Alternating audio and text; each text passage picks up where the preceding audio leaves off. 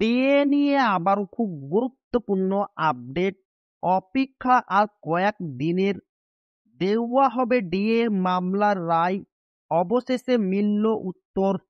বাংলার সরকারি কর্মীদের অপেক্ষা যেন শেষই হতে চাইছে না। আর মাত্র কয়েকটা দিন পরে 2025 সাল শেষ হয়ে যাবে, কিন্তু এখনো অবধি পঞ্চম বেতন পে কমিশনের আওতায় বাংলার সরকারি কর্মীদের ডিএ মামলার রায়দান হয়নি। কবে রায়দানের সম্ভাবনা রয়েছে? সুপ্রিম কোর্টে ঝুলে রয়েছে পশ্চিমবঙ্গ ডিএ মামলা। আর একদিকে পশ্চিমবঙ্গের লক্ষ লক্ষ কর্মরত এবং সরকারি পেনশনভোগীদের অপেক্ষা যেন শেষ হওয়ার নাম নিচ্ছে না। এখনো অবধি পঞ্চম বেতন পে কমিশনের আওতায় বাংলার সরকারি কর্মীদের ডিএ মামলার রায়দান হয়নি। কবে হবে সেই নিয়েও প্রশ্ন উঠছে বারবার। এত দেরি হওয়ার কারণে স্বাভাবিকভাবে মন খারাপ সকলের। নভেম্বর প্রায় শেষের পথে, বহু বছরের আইনি লড়াই কাটিয়ে ডিএ মামলার শুনানি শেষ হলেও এখনো ঝুলে রয়েছে ডিএ মামলার রায়। সেই দিকেই তাকিয়ে রয়েছেন রাজ্যের লক্ষ লক্ষ সরকারি কর্মচারী।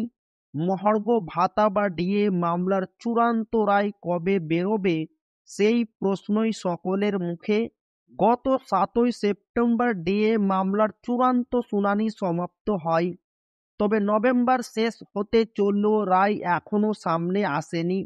কবে রায়দানের সম্ভাবনা রয়েছে, এই নিয়েই এবার বার্তা দিলেন রাজ্য সরকারি কর্মীদের মধ্যে উদ্দেশ্যে বার্তা দিলেন কনফেডারেশন অফ স্টেট গভর্নমেন্ট এমপ্লয়িজের সাধারণ সম্পাদক মলয় মুখোপাধ্যায়। মলয় বাবু বলেন, এখনো রায় না বেরোনোয় আমরা যেমন উদ্বিগ্ন, তেমন কর্মচারী সমাজও উদ্বিগ্ন। আমরাও চাই যাতে সর্বোচ্চ আদালত যত শীঘ্র সম্ভব এই মামলার রায় দিয়ে দিক। তবে এটা তো আমাদের হাতে নেই, এটা সুপ্রিম কোর্টের উপর নির্ভর করছে। তবে আইনজীবীরা সম্ভাবনার কথা জানিয়েছেন। তিনি বলেন, তারা বলেছেন নভেম্বরের শেষ সপ্তাহ রায়দান হলেও হতে পারে, না হলে ডিসেম্বর মাসে হতে পারে। আমাদের মনে হচ্ছে এই বছর অবশ্যই রায় প্রকাশ পাবে। কর্মচারী ও অবসরপ্রাপ্ত কর্মীদের আর কয়েকটা দিন অপেক্ষা করার অনুরোধ করব। তো এই ছিল ডিএনএ খুব গুরুত্বপূর্ণ আপডেট যা আপনাদের মাঝে শেয়ার করলাম। তো ভিডিওটি ভালো লাগলে অবশ্যই আপনার বন্ধুদের শেয়ার করবেন যাতে তাদের উপকার হয়। আর আপনি যদি এখনো আমাদের এই চ্যানেলকে সাবস্ক্রাইব না করে থাকেন তো অবশ্যই চ্যানেলকে সাবস্ক্রাইব করবেন এবং আমাদের পাশে থাকবেন।